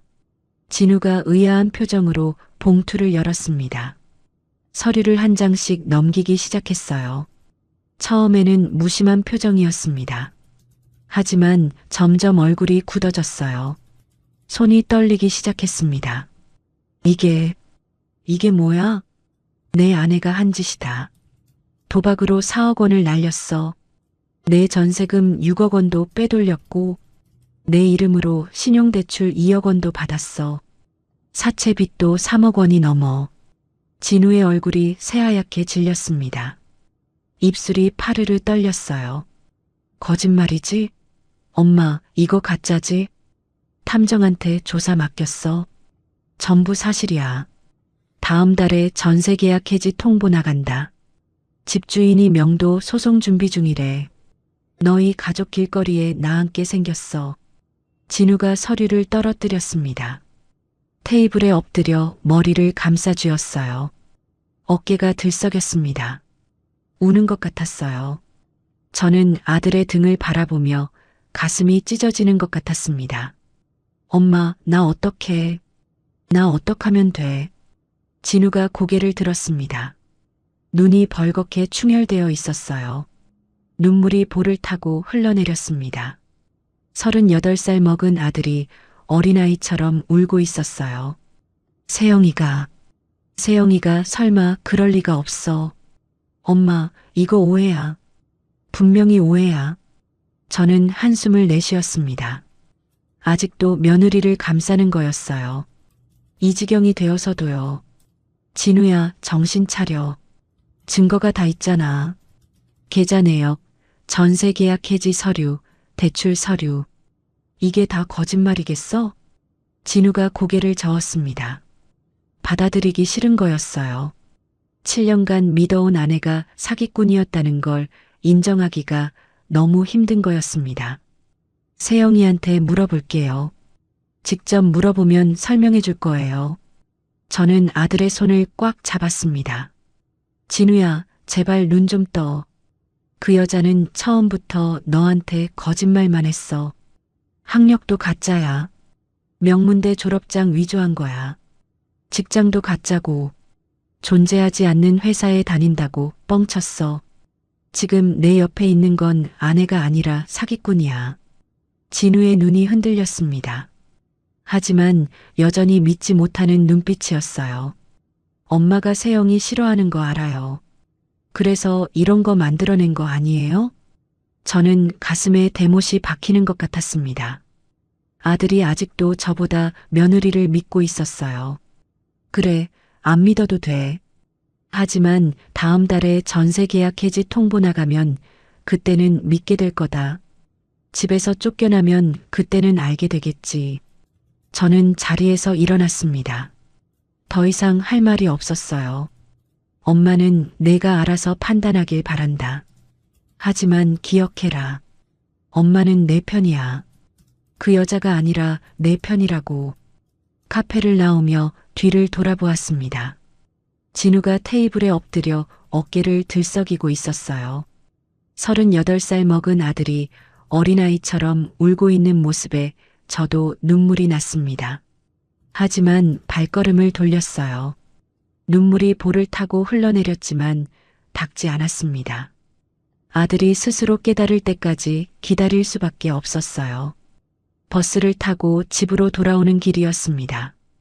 창밖으로 지나가는 거리를 멍하니 바라보았어요. 머릿속이 복잡했습니다. 아들의 울먹이는 얼굴이 자꾸 떠올랐어요. 서류를 보고 새하얗게 질리던 그 표정, 그래도 아내를 믿고 싶어 하던 그 눈빛, 가슴이 찢어지는 것 같았습니다. 집에 도착하니 해가 지고 있었습니다. 현관문을 열고 들어가 거실 소파에 털썩 주저앉았어요. 온몸에 힘이 풀렸습니다. 오늘 하루가 1년처럼 길게 느껴졌어요. 저는 곽 형사가 준 서류 사본을 다시 꺼내 들었습니다. 한 장 한 장 넘기며 숫자들을 확인했어요. 4억 원, 6억 원, 2억 원, 3억 원. 합치면 20억 원에 가까운 금액이었습니다. 한 사람이 어떻게 이렇게 많은 돈을 탕진할 수 있는 건지. 그것도 남편 몰래, 시어머니 몰래요. 문득 결혼식 날이 떠올랐습니다. 7년 전 세영이가 웨딩드레스를 입고 환하게 웃던 모습이요. 그때 저는 이 여자가 내 아들을 행복하게 해줄 거라고 믿었어요. 명문대 출신의 투자 전문가라는 말에 안심했었죠. 그런데 그게 전부 거짓이었습니다. 처음부터 끝까지 사기였어요. 저는 서류를 내려놓고 눈을 감았습니다. 깊은 한숨이 새어나왔어요. 아들이 저를 믿어주지 않는 게 가장 힘들었습니다. 증거를 들이밀어도 며느리 편을 드는 아들. 그 모습이 너무 안쓰러웠어요. 하지만 포기할 수는 없었습니다. 아들이 믿든 안 믿든 저는 끝까지 갈 거였어요. 며느리를 법의 심판대에 세울 거였습니다. 사문서 위조, 횡령, 배임. 곽 형사 말대로 형사 고발이 가능한 범죄들이었어요. 증거도 충분했습니다. 저는 휴대전화를 꺼내 곽 형사에게 문자를 보냈습니다. 형사 고발 준비해 주세요. 끝까지 가겠습니다. 잠시 후 답장이 왔어요. 알겠습니다, 누님. 변호사 소개해 드리겠습니다. 저는 전화기를 내려놓고 창밖을 바라보았습니다. 밤하늘에 별이 떠 있었어요. 저는 중얼거렸습니다. 이세영, 내가 뿌린 대로 거두게 해주마. 내 아들한테 한 짓 반드시 값을 치르게 될 거야. 이제 본격적인 싸움이 시작되는 거였습니다. 저는 두 주먹을 불끈 쥐었어요. 68살 할머니지만 물러서지 않을 거였습니다. 내 아들을, 내 손주를 구하기 위해서라면 무슨 일이든 할 각오가 되어 있었어요. 전쟁의 중반전이 시작됐습니다. 형사 고발 준비를 시작한 지 3일째 되던 날이었습니다. 곽 형사가 소개해준 변호사를 만나 고소장 초안을 검토하고 있었어요. 변호사 사무실은 서초동의 깔끔한 빌딩 5층에 있었습니다. 김 변호사라는 50대 중반의 여성 변호사였는데 표정이 단호하고 눈빛이 날카로웠어요. 박 선생님, 증거가 아주 탄탄합니다. 사문서 위조, 횡령, 배임. 죄목이 여러 개예요. 구속영장 청구도 충분히 가능합니다. 저는 고소장에 적힌 죄목들을 하나하나 읽었습니다. 사문서 위조죄, 위조사문서 행사죄, 횡령죄, 배임죄. 글자 하나하나가 무겁게 느껴졌어요. 며느리를 감옥에 보내는 일이었으니까요. 마음이 편할 리가 없었습니다. 하지만 결심을 굳혔어요. 아들과 손주를 구하려면 이 길밖에 없었습니다. 변호사님, 언제 고소장 접수할 수 있어요? 서류 정리만 하면 내일이라도 가능합니다. 마음의 준비 되셨어요? 저는 고개를 끄덕였습니다. 준비됐어요. 7년간 참아온 것들이 이제 터질 때가 됐습니다. 그날 저녁 집에 돌아와 현관문을 열려는 순간이었어요. 어둠 속에서 누군가 불쑥 나타났습니다. 깜짝 놀라 뒤로 물러섰어요. 심장이 덜컥 내려앉았습니다. 현관등 불빛에 얼굴이 드러났어요. 며느리 세영이었습니다. 세영이의 얼굴은 평소와 완전히 달랐습니다. 화장기 없는 맨얼굴이었고 머리카락이 헝클어져 있었어요. 평소 칼 같던 단정함은 온데간데 없었습니다. 눈이 벌겋게 충혈되어 있었고 입술이 바짝 말라 갈라져 있었어요. 볼이 푹 꺼져서 광대뼈가 툭 튀어나와 있었습니다. 마치 며칠째 잠을 못 자고 굶은 사람 같았어요. 어머님, 할 말이 있어요. 목소리가 갈라져 있었습니다. 쉰 목소리였어요. 하지만 눈빛은 날카로웠습니다. 저는 경계심을 늦추지 않았어요. 한 발짝 뒤로 물러섰습니다. 할 말이 있으면 해라. 여기서 해. 세영이가 한 발짝 다가왔습니다. 저는 다시 뒷걸음질 쳤어요. 세영이가 비릿하게 웃었습니다. 입꼬리가 실룩거렸어요. 어머님이 뭘 조사하고 다니시는지 다 알아요. 탐정 고용한 것도 알고 변호사 만난 것도 알아요. 오늘 서초동 사무실에서 뭐 하셨는지도 다 알아요. 저는 심장이 철렁 내려앉았습니다. 어떻게 알았을까요? 미행당한 걸까요? 등골이 서늘해졌습니다. 남편한테 이상한 서류 보여준 것도 알아요. 어머님, 그러시면 안 되는 거 아시죠? 가족끼리 그러면 안 되는 거잖아요. 세영이의 목소리가 점점 높아졌습니다. 눈빛이 광기에 물들어 있었어요. 평소에 보여주던 세련된 모습은 완전히 사라지고 벌거벗은 본성이 드러나 있었습니다. 어머님이 가만히 계셨으면 다 잘 됐을 거예요. 제가 큰 건 하나 터뜨리려고 했거든요. 확실한 정보가 있었어요. 그거 한 번만 맞으면 빚도 다 갚고 강남으로 이사 갈 수 있었다고요. 근데 어머님이 다 망쳐놨잖아요. 세영이가 소리를 질렀습니다. 목에 핏대가 섰어요. 저는 등골이 서늘해졌습니다. 이 여자 완전히 제정신이 아니었어요. 도박꾼 특유의 망상에 빠져 있었습니다. 한 번만 맞으면 모든 게 해결된다는 헛된 믿음 말이에요. 세영아, 내가 한 짓이 뭔지 알아? 남편 전세금 6억 원을 빼돌리고 신용대출 받아서 도박에 쏟아붓고 이게 사기야, 횡령이야. 감옥 가야 할 짓이라고. 세영이가 킥킥 웃었습니다. 소름 끼치는 웃음이었어요. 어깨가 들썩였습니다. 감옥이요? 어머님, 저 안 가요. 왜냐면 어머님이 고소 취하해 주실 거거든요. 뭐라고? 어머님 건물 있잖아요. 18평짜리 상가 건물. 시세가 얼마예요? 8억 원은 되죠? 그거 저한테 넘겨주시면 저 고소 안 하실 거잖아요. 손주 민호 생각하셔야죠. 엄마가 감옥 가면 민호가 얼마나 힘들겠어요. 친구들한테 손가락질 받을 거예요. 저는 귀를 의심했습니다. 이 상황에서 협박을 하는 거였어요. 자기가 저지른 범죄로 감옥 갈 판인데 오히려 협박을 해요. 뻔뻔함도 이 정도면 대단했습니다. 내가 감옥 가든 말든 그건 내 책임이야. 민호한테 미안하면 진작 그런 짓을 하지 말았어야지. 아이 엄마가 도박에 빠져서 가정을 박살내놓고 이제 와서 아이 걱정이야? 세영이의 얼굴이 일그러졌습니다. 입술이 파르르 떨렸어요. 갑자기 달려들더니 제 팔을 움켜잡았습니다. 손톱이 살을 파고들었어요. 따끔한 통증이 느껴졌습니다. 어머님, 저 이러면 안 되는데. 저 지금 손에 쥔 거 아무것도 없어요. 김 전무가 내일까지 3억 원 안 갚으면 죽여버린다고 했어요. 진짜 죽인대요. 조폭이에요, 조폭? 제발 도와주세요. 건물 담보로 대출만 받으면 돼요. 그거면 일단 숨통이 트여요. 세영이가 울먹이기 시작했습니다. 눈물이 볼을 타고 흘러내렸어요. 하지만 저는 흔들리지 않았습니다. 이건 연기라는 걸 알았으니까요. 물컵을 던지라고 손주를 시킨 여자였어요.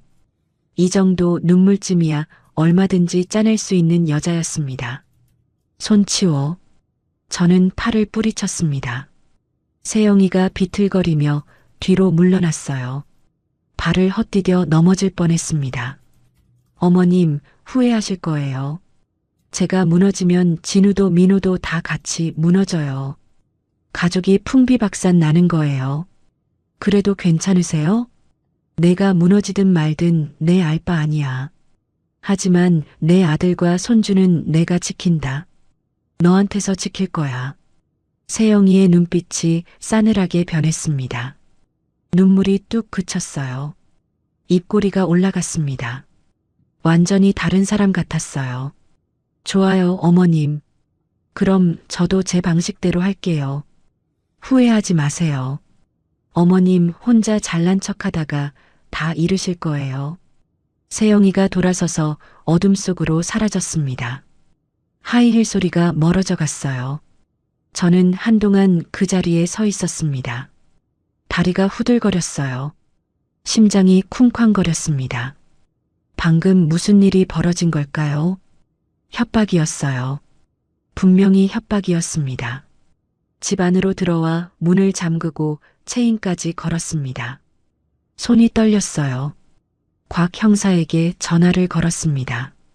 며느리가 방금 찾아왔어요. 협박하고 갔어요. 건물 넘기라고, 안 그러면 후회할 거라고.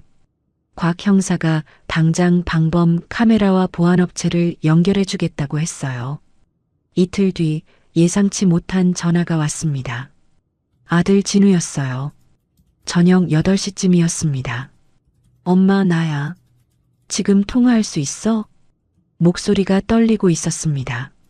평소에 지친 목소리와는 달랐어요.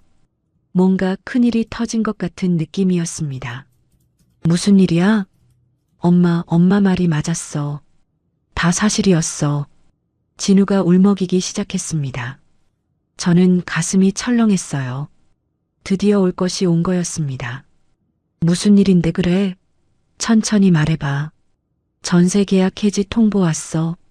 집주인이 내용 증명 보냈는데 한 달 안에 집 비우래. 명도 소송 준비 중이래. 그래서 세영이한테 물어봤어. 전세금 6억 원 어디 있냐고. 저는 숨을 죽이고 들었습니다. 심장이 두근거렸어요. 세영이가 뭐래? 처음에는 투자해놨다고 했어. 확실한 정보가 있어서 넣어뒀는데 곧 큰돈이 들어온다고. 조금만 기다리면 원금의 3배를 벌 수 있다고. 그래서 어떤 투자냐고 물었더니 말을 못하더라고. 눈을 피하면서 얼버무리기만 했어. 진우의 목소리가 점점 떨렸습니다. 계속 추궁하니까 나중에는 소리를 지르면서 방에 들어가 버렸어. 문을 쾅 닫고 안 나오더라고. 그래서 이상하다 싶어서 세영이 컴퓨터를 몰래 열어봤어. 저는 가만히 듣고 있었습니다. 인터넷 기록에 온라인 카지노 사이트가 수십 개 있더라. 바카라, 슬롯머신, 스포츠 베팅. 하루에도 몇 번씩 접속한 기록이 있었어. 즐겨찾기에도 저장되어 있었고 계좌 내역도 봤어. 엄마가 보여줬던 그 서류 다 진짜였어. 저는 눈을 감았습니다. 드디어 아들이 눈을 뜬 거였어요. 엄마, 나 어떡해. 전세금도 없고 빚만 수억이야. 세영이가 내 이름으로 대출까지 받았더라. 은행에서 연체 통보 왔어. 이러다 신용불량자 될 것 같아. 집도 잃고 신용도 잃고 나 어떻게 살아. 진우가 흐느꼈습니다. 전화기 너머로 어깨가 들썩이는 소리가 들렸어요. 38살 먹은 아들이 어린아이처럼 울고 있었습니다. 저는 가슴이 찢어지는 것 같았어요. 내 아들이 이렇게 될 때까지 왜 몰랐을까? 왜 더 빨리 눈치채지 못했을까? 자책이 밀려왔습니다. 하지만 동시에 안도감도 들었어요. 드디어 아들이 현실을 직시하게 됐으니까요. 이제라도 깨달은 게 다행이었습니다. 더 늦었으면 돌이킬 수 없었을 거예요. 진우야, 울지 마. 아직 늦지 않았어. 엄마가 도와줄게. 변호사도 구해뒀어. 법적으로 싸우면 이길 수 있어. 세영이가 내 이름으로 저지른 일들 전부 증거가 있거든. 내가 피해자야. 알겠지? 진우가 코를 훌쩍였습니다. 엄마 미안해. 그동안 엄마 말 안 듣고 세영이 편만 들어서 물병 던져서 다치게 했을 때도 제대로 사과 안 했잖아. 정말 미안해. 저는 눈물이 핑 돌았습니다. 아들이 드디어 사과를 했어요. 됐어. 다 지난 일이야. 지금부터 중요한 거야. 일단 민호 데리고 엄마 집으로 와. 오늘 당장 와. 세영이는 어떻게? 그 여자는 내가 신경 쓸 거 아니야. 경찰이 알아서 처리할 거야. 너는 민호만 데리고 나와. 전화를 끊고 나서 저는 창밖을 바라보았습니다. 해가 지고 있었어요. 붉은 노을이 하늘을 물들이고 있었습니다. 길고 긴 싸움이었지만 이제 아들이 제 편이 됐어요. 함께 싸울 수 있게 됐습니다. 하지만 안심하기엔 일렀습니다. 세영이가 어떤 짓을 벌일지 알 수 없었어요. 이틀 전 협박하러 왔던 그 광기 어린 눈빛이 떠올랐습니다. 궁지에 몰린 뱀은 더 위험하니까요. 저는 곽 형사에게 문자를 보냈습니다. 아들이 눈을 떴어요. 오늘 밤 아들이랑 손주 제 집으로 데려올 거예요. 고소장 내일 제출합시다. 잠시 후 답장이 왔어요. 잘 됐습니다, 누님. 내일 오전 10시에 강남 경찰서에서 뵙겠습니다. 김 변호사도 함께 갈 겁니다. 저는 전화기를 내려놓고 깊은 숨을 내쉬었습니다. 이제 마지막 결점만 남았어요. 며느리를 법의 심판대에 세우는 일이었습니다. 두려움이 없다면 거짓말이었어요. 하지만 물러설 수는 없었습니다. 내 아들을, 내 손주를 구하기 위해서라면 끝까지 가야 했습니다. 고소장을 접수하러 가는 날 아침이었습니다. 저는 새벽 5시에 눈이 떠졌어요. 평소보다 일찍 일어난 건 긴장 때문이었습니다. 오늘이 모든 걸 끝내는 날이었어요. 거울 앞에 서서 얼굴을 씻고 단정하게 옷을 차려입었습니다. 검은색 정장 바지에 흰색 블라우스. 수간호사 시절 중요한 회의에 참석할 때 입던 옷이었어요. 거실로 나가니 아들 진우와 손주 민호가 소파에서 자고 있었습니다. 어젯밤 늦게 도착해서 그대로 쓰러져 잤어요. 진우의 얼굴은 여전히 야위어 있었고 눈 밑에 다크서클이 짙었습니다. 잠든 얼굴을 보니 어릴 때 모습이 떠올랐어요. 그때는 볼이 통통하고 입술이 앵두처럼 빨갛던 아이였는데 저는 한숨을 삼키며 담요를 덮어주었습니다. 민호는 진우 옆에 웅크리고 자고 있었어요. 8살짜리 아이가 잠든 모습은 천사 같았습니다. 물컵을 던지던 그 아이가 맞나 싶을 정도였어요. 저는 민호의 머리카락을 쓰다듬어 주었습니다. 이 아이는 피해자예요. 엄마한테 잘못 배운 거였어요. 오전 9시 저는 강남 경찰서로 향했습니다. 곽 형사가 입구에서 기다리고 있었어요. 옆에는 김 변호사도 함께 있었습니다. 두 사람 모두 표정이 단호했어요. 누님 준비되셨어요? 저는 고개를 끄덕였습니다. 준비됐어요. 가시죠. 경찰서 민원실에 들어가 고소장을 제출했습니다. 담당 형사가 서류를 받아들고 한 장씩 넘겨보았어요. 눈썹이 점점 올라갔습니다. 이거 증거가 아주 탄탄하네요. 사문서 위조, 횡령, 배임. 금액도 상당하고요. 피의자 주소 확인되면 바로 출석 요구하겠습니다. 김 변호사가 추가 서류를 건넸습니다. 여기 피의자의 도박 내역서와 사채업체 거래 기록도 있습니다. 조직폭력배와의 연루 정황도 포함되어 있어요. 담당 형사의 표정이 더욱 진지해졌습니다. 알겠습니다. 이건 빨리 처리해야겠네요. 피해 금액이 크고 조직폭력배 연루까지 있으니 구속수사도 검토해 보겠습니다. 경찰서를 나오며 저는 깊은 숨을 내쉬었습니다. 드디어 첫 발을 뗐어요. 이제 돌이킬 수 없었습니다. 곽 형사가 제 어깨를 두드렸어요. 누님 잘하셨습니다. 이제 경찰이 알아서 처리할 겁니다. 사흘 뒤 경찰에서 연락이 왔습니다. 세영이에게 출석 요구서를 보냈는데 응하지 않았고 주거지에서도 발견되지 않았다고요. 도주한 것 같다고 했습니다. 저는 가슴이 철렁했어요. 도망쳤다고요? 걱정 마세요. 체포영장 청구할 겁니다. 오래 못 버텨요. 담당 형사의 말이었습니다. 저는 불안한 마음을 안고 기다렸어요. 그로부터 이틀 뒤 새벽 2시쯤이었습니다. 요란한 전화벨 소리에 잠에서 깼어요. 어둠 속에서 더듬더듬 전화기를 찾았습니다. 화면에 경찰서 번호가 떠 있었어요. 박말순 씨 되시죠? 피의자 이세영 씨가 체포됐습니다. 인천공항에서 출국하려다 붙잡혔어요. 저는 벌떡 일어나 앉았습니다. 출국하려다 붙잡혔다고요. 도망치려고 했던 거였어요. 동남아 어딘가로 야반도주하려던 모양이었습니다. 가슴이 두근거렸어요. 손에 땀이 났습니다. 새벽에 출국 수속 밟다가 출국 금지 명단에 걸렸습니다. 현재 강남경찰서 유치장에 구금 중이에요. 내일 오전에 피의자 조사 예정입니다. 전화를 끊고 나서 저는 한동안 멍하니 앉아 있었습니다. 창밖으로 새벽 어둠이 내려앉아 있었어요. 드디어 붙잡혔습니다. 며느리가 체포됐어요. 기쁨보다는 허탈함이 먼저 밀려왔습니다. 이렇게까지 해야 했나 싶은 생각이 들었어요. 7년간 가족이라고 불렀던 사람을 감옥에 보내는 일이니까요. 하지만 곧 마음을 다잡았습니다. 이건 제가 선택한 길이었어요.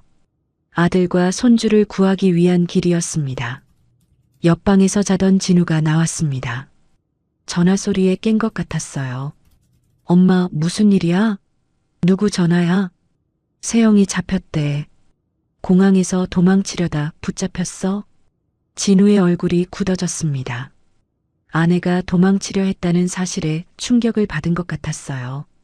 한동안 말없이 서 있다가 힘없이 소파에 주저앉았습니다. 도망치려고 했구나. 나랑 민호 버리고 혼자 도망치려고 했어. 진우의 목소리가 떨렸습니다. 저는 아들 옆에 앉아 손을 잡아주었어요. 이제 다 끝났어.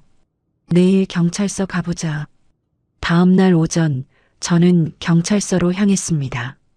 참고인 조사를 위해 출석하라는 연락을 받았거든요. 경찰서에 도착하니 곽 형사와 김 변호사가 이미 와 있었어요. 두 사람 모두 표정이 진지했습니다. 조사실에 들어가니 담당 형사가 기다리고 있었습니다. 30대 후반쯤 되어 보이는 남자 형사였어요. 책상 위에 서류가 산더미처럼 쌓여 있었습니다. 박 선생님, 피의자 조사 결과 추가로 밝혀진 사실이 있어서 알려드립니다. 저는 긴장하며 들었습니다. 무슨 일이 또 있는 걸까요? 피의자 이세영 씨가 횡령한 금액이 처음 생각보다 많았습니다. 전세금 6억 원 외에도 아드님 명의로 된 적금과 보험을 해약해서 빼돌린 금액이 추가로 1억 5천만 원이 더 있었어요. 아드님 몰래 도장을 찍어서 해약한 겁니다. 저는 눈이 커졌습니다. 1억 5천만 원이 더 있었다고요? 그리고 피의자가 아드님 명의로 카드론까지 받은 것으로 확인됐습니다. 5천만 원이에요. 이것까지 합치면 총 피해 금액이 20억 원을 훌쩍 넘습니다. 20억 원. 저는 숨이 막혔습니다. 한 사람이 어떻게 이렇게 많은 돈을 탕진할 수 있는 건지. 그것도 남편 몰래요. 학력 위조건도 확인됐습니다. 졸업장 위조죄가 추가로 적용될 예정이에요. 그리고요. 담당 형사가 잠시 뜸을 들였습니다. 피의자의 진짜 이름이 이세영이 아니었습니다. 저는 귀를 의심했습니다. 네, 무슨 말이에요? 피의자의 본명은 김미숙입니다. 이세영이라는 이름은 주민등록증을 위조해서 만든 거예요. 김미숙이라는 이름으로 이미 사기 전과가 2번 있었습니다. 결혼 전부터 전문 사기꾼이었던 거죠. 저는 말을 잇지 못했습니다. 이름까지 가짜였다고요. 7년간 우리 가족이 속아온 거였어요. 처음부터 끝까지 전부 사기였습니다. 피의자는 현재 혐의를 전면 부인하고 있습니다. 하지만 증거가 워낙 확실해서 기소는 문제 없을 겁니다. 구속 기간 동안 추가 조사를 진행할 예정이에요. 조사를 마치고 나오니 진우가 복도에서 기다리고 있었습니다. 얼굴이 창백했어요. 조사 결과를 들은 것 같았습니다. 엄마, 세영이 이름이 가짜였대. 본명이 김미숙이래. 정가도 있었대. 진우의 목소리가 떨렸습니다. 눈에 눈물이 고여 있었어요. 7년이야, 엄마. 7년 동안 가짜 이름 쓰는 사기꾼이랑 살았어. 아이까지 낳았는데 민우한테 뭐라고 해? 내 엄마 본명도 모르고 살았다고 해야 돼? 진우가 벽에 기대며 주저앉았습니다. 어깨가 들썩였어요. 저는 아들 옆에 앉아 등을 쓰다듬어 주었습니다. 진우야, 내 잘못이 아니야. 저 여자가 너무 교묘했던 거야. 전문 사기꾼이었잖아. 누구라도 속았을 거야. 진우가 고개를 저었습니다. 엄마가 처음부터 이상하다고 했잖아. 근데 나는 안 믿었어. 엄마 말 안 듣고 세영이 편만 들었어. 물병 던져서 엄마 다치게 했을 때도 사과 안 했잖아. 나 때문이야, 다. 저는 아들의 손을 꽉 잡았습니다. 지난 일은 됐어. 이제 앞만 보자. 이혼 소송 준비하고 민호 양육권도 내가 가져와야 해. 할 일이 많아. 진우가 눈물을 닦으며 고개를 끄덕였습니다. 알았어, 엄마. 이번에는 엄마 말 들을게. 다시는 안 그럴게. 경찰서를 나오며 저는 하늘을 올려다보았습니다. 맑은 하늘에 구름 한 점 없었어요. 오랜만에 마음이 개운했습니다. 아직 끝난 건 아니었어요. 재판도 남았고 이혼 소송도 해야 했습니다. 하지만 가장 어려운 고비는 넘겼어요. 김 변호사가 다가왔습니다. 박 선생님, 수고하셨습니다. 이 정도 증거면 실형이 나올 겁니다. 횡령 금액이 워낙 크고 상습 사기 전과까지 있으니까요. 저는 고개를 끄덕였습니다. 감사합니다, 변호사님. 이혼 소송도 준비해 주세요. 빨리 끝내고 싶어요. 집으로 돌아오는 길, 저는 창밖을 바라보며 생각했습니다. 이세영이 아니라 김미숙, 그 여자의 진짜 이름이었어요. 7년간 우리 가족을 속인 전문 사기꾼. 결혼 전부터 사기 전과가 있었다니. 처음부터 우리 가족을 타깃으로 삼고 접근한 거였어요. 등산 동호회에서 만난 것도 우연이 아니었을 겁니다. 다 계획된 거였어요. 이제 그 여자는 감옥에 갈 거였습니다. 당연한 결과였어요. 뿌린 대로 거두는 거니까요. 버스에서 내려 집으로 걸어가는데 문득 다리에 힘이 풀렸습니다. 벤치에 앉아 한숨을 내쉬었어요. 몇 달간 긴장하며 살았던 피로가 한꺼번에 밀려왔습니다. 눈물이 핑 돌았어요. 울지 않으려고 했는데 눈물이 볼을 타고 흘러내렸습니다. 기쁜 눈물인지 서러운 눈물인지 모르겠었어요. 아마 둘 다였을 겁니다. 한참을 앉아 있다가 일어났습니다. 아직 할 일이 남았어요. 울고 있을 때가 아니었습니다. 집에 도착하니 민호가 거실에서 텔레비전을 보고 있었습니다. 저를 보더니 달려와 안겼어요. 따뜻한 온기가 느껴졌습니다. 할머니, 어디 갔다 왔어요? 오래 기다렸어요. 저는 민호를 꼭 안아주었습니다. 이 아이만큼은 지켜줘야 했어요. 엄마가 감옥에 가더라도 이 아이는 바르게 키워야 했습니다. 상처받지 않게 건강하게 자랄 수 있도록 도와줘야 했어요. 할머니 볼일 보고 왔어. 민호야, 배고프지? 할머니가 맛있는 거 해줄게. 민호가 좋아하는 김치볶음밥 어때? 민호의 얼굴이 환해졌습니다. 좋아요. 할머니 김치볶음밥 맛있어요. 부엌으로 향하며 저는 중얼거렸습니다. 이제 한 곱이 넘겼어요. 하지만 진짜 싸움은 이제부터였습니다. 아들과 손주를 다시 일으켜 세우는 일이요. 재판도 남았고 이혼 소송도 해야 했고 민호의 양육권 문제도 있었어요. 그리고 무너진 가족을 다시 세우는 일도요. 하지만 이제는 혼자가 아니었습니다. 아들이 제 편이 됐으니까요. 함께라면 해낼 수 있었어요. 세영이, 아니 김미숙이 체포된 지 6개월이 지났습니다. 그동안 많은 일이 있었어요. 재판이 열렸고 이혼 소송이 진행됐고 양육권 싸움도 있었습니다. 길고 지난한 시간이었어요. 하지만 저는 단 한 번도 포기하지 않았습니다. 오늘은 형사재판 선고 공판이 있는 날이었어요. 저는 아침 일찍 일어나 단정하게 옷을 차려입었습니다. 검은색 정장에 흰색 블라우스. 중요한 날에 입는 옷이었어요. 거울 앞에 서서 얼굴을 살펴보았습니다. 주름이 더 깊어진 것 같았어요. 하지만 눈빛만큼은 흐리지 않았습니다. 오히려 예전보다 더 단단해진 것 같았어요. 법원에 도착하니 진우가 먼저 와 있었습니다. 6개월 전보다 얼굴에 살이 붙었어요. 다크서클도 옅어졌습니다. 제 집에서 함께 살면서 규칙적으로 밥을 먹은 덕분이었어요. 저를 보더니 다가와 팔짱을 끼웠습니다. 엄마 왔어요? 떨려요? 안 떨려. 우리가 이길 거야. 법정에 들어가 방청석에 앉았습니다. 잠시 후 피고인 김미숙이 호송되어 들어왔어요. 수갑을 찬 채 고개를 숙이고 있었습니다. 6개월 만에 보는 얼굴이었어요. 얼굴이 푸석푸석하게 떴고 머리카락이 헝클어져 있었습니다. 화장기 없는 맨 얼굴은 나이보다 10살은 더 들어 보였어요. 결혼식 날 웨딩드레스를 입고 환하게 웃던 그 모습은 온데간데 없었습니다. 재판장이 입장하고 재판이 시작됐습니다. 검사가 구형을 읽었어요.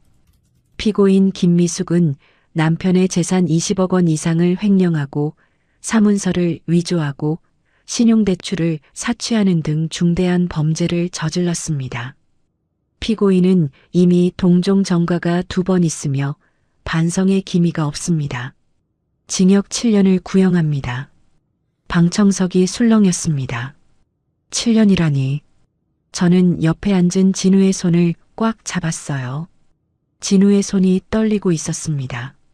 잠시 후 재판장이 판결문을 읽었습니다. 피고인 김미숙을 징역 5년에 처한다. 저는 숨을 크게 내쉬었습니다. 5년. 구형보다는 적었지만 실형이 나왔어요. 며느리가 감옥에 가는 거였습니다. 기쁨보다는 허탈함이 먼저 밀려왔어요. 이렇게 끝나는구나 싶었습니다. 김미숙이 고개를 들어 방청석을 바라보았습니다. 저와 눈이 마주쳤어요. 그 눈빛에는 원망이 가득했습니다. 입술이 실룩거렸어요. 욕을 하는 것 같았습니다. 하지만 저는 눈을 피하지 않았어요. 당당하게 마주 보았습니다. 잠시 후 김미숙이 고개를 돌렸어요. 호송관들에게 끌려 법정을 나갔습니다. 그게 제가 본 마지막 모습이었어요. 법원을 나오며 저는 하늘을 올려다보았습니다. 맑은 하늘에 구름이 두둥실 떠가고 있었어요. 6개월간 짊어지고 있던 짐이 내려가는 것 같았습니다. 어깨가 한결 가벼웠어요. 이혼 판결은 형사재판보다 먼저 나왔습니다. 3개월 전에 이혼이 확정됐어요. 양육권은 당연히 진우에게 갔습니다.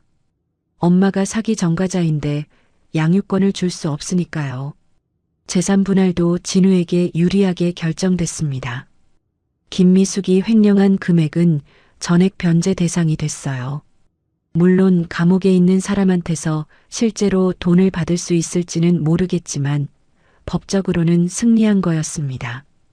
빚 문제도 어느 정도 정리가 됐어요. 김 변호사가 도와줘서 진우 명의로 된 대출 중에서 김미숙이 위조해서 받은 것들은 무효 처리를 받았습니다. 신용대출 2억 원과 카드론 5천만 원은 사기 피해로 인정받아 면제됐어요. 전세금 6억 원은 집주인과 합의해서 분할 상환하기로 했습니다. 제가 상가 건물을 담보로 대출을 받아 일부를 갚았어요.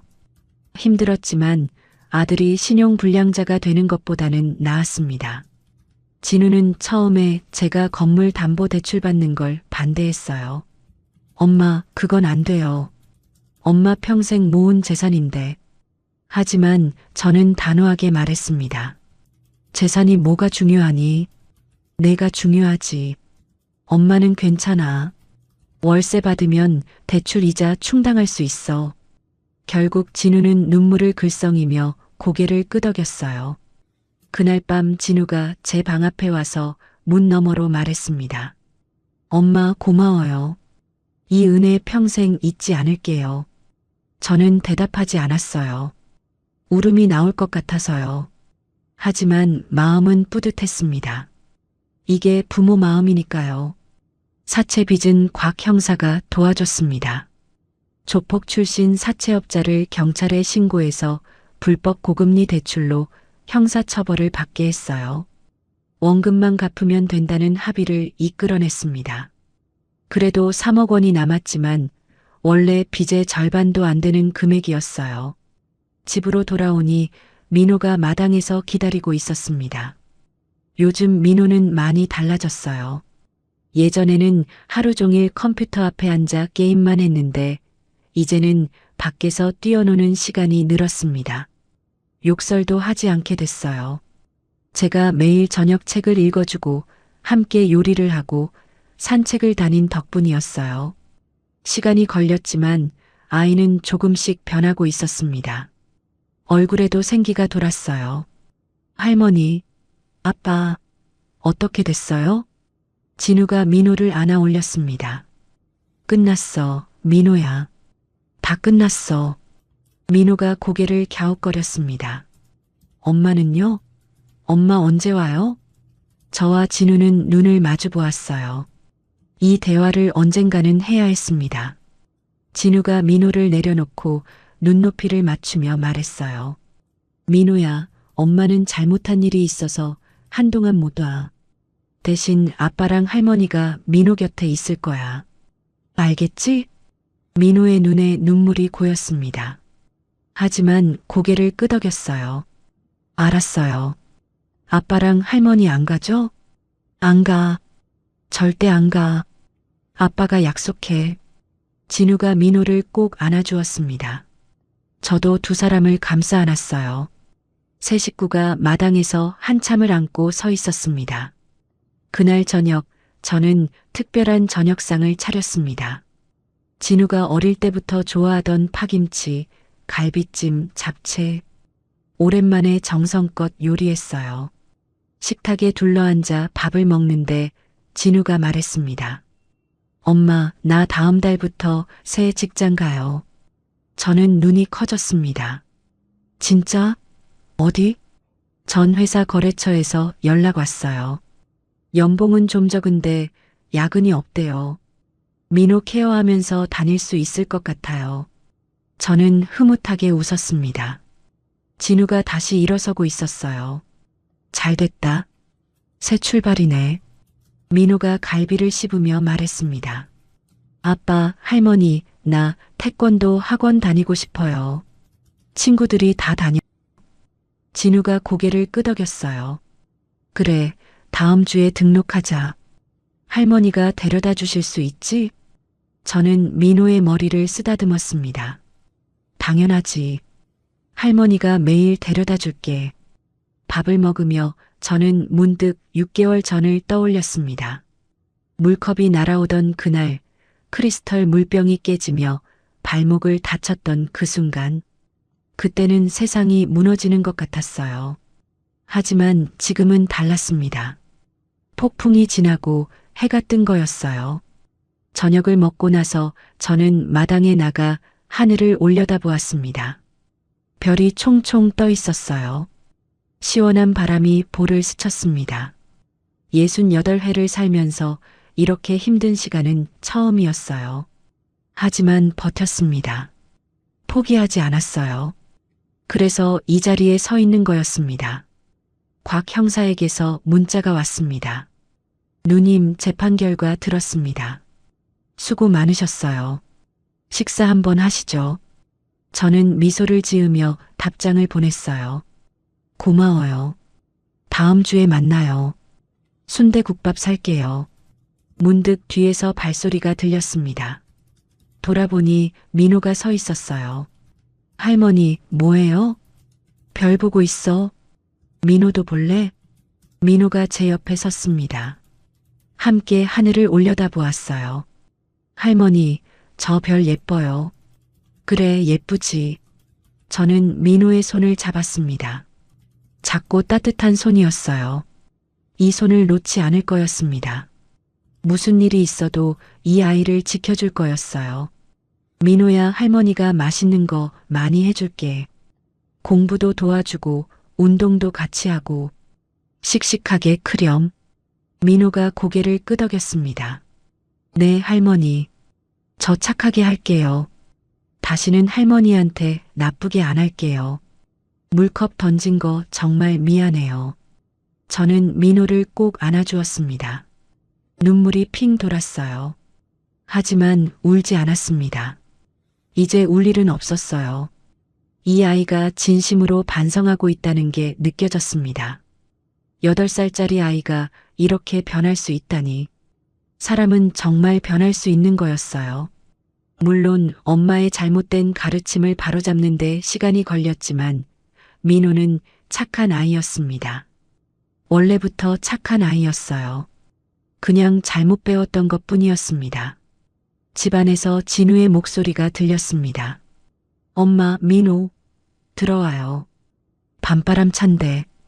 저는 민호의 손을 잡고 집 안으로 들어갔습니다. 따뜻한 거실에 불이 환하게 켜져 있었어요. 진우가 텔레비전 앞에서 우리를 기다리고 있었습니다. 손에는 팝콘 그릇이 들려 있었어요. 세 식구가 소파에 나란히 앉았습니다. 이게 제가 원하던 거였습니다. 평범한 저녁, 평범한 일상, 평범한 가족. 비싼 레스토랑도 필요 없고 명품 가방도 필요 없었어요. 그냥 이렇게 함께 있는 것. 그게 진짜 행복이었습니다. 물컵 하나로 시작된 폭풍이었지만 결국 여기까지 왔어요. 포기하지 않길 잘했습니다. 끝까지 싸우길 잘했어요. 창밖으로 달이 떠오르고 있었습니다. 밝은 보름달이었어요. 저는 조용히 중얼거렸습니다. 이제 다 끝났어. 새로운 시작이야. 그리고 아들과 손주 사이에 앉아 텔레비전을 바라보았습니다. 평범하고 소박한 저녁이었어요. 하지만 그 어느 때보다 행복했습니다. 68살에 찾은 새로운 삶이었어요. 앞으로도 힘든 일이 있겠지만 이제는 혼자가 아니었습니다. 함께라면 무엇이든 해낼 수 있을 거였어요. 오늘의 사연 어떠셨나요? 사연이 마음에 닿았다면 더 좋은 사연으로 찾아뵐 수 있도록 구독과 좋아요를 눌러주세요. 그리고 사연의 주인공을 위한 따뜻한 말씀도 댓글로 부탁드립니다. 여러분의 오늘을 응원합니다. 인생 소풍이었습니다.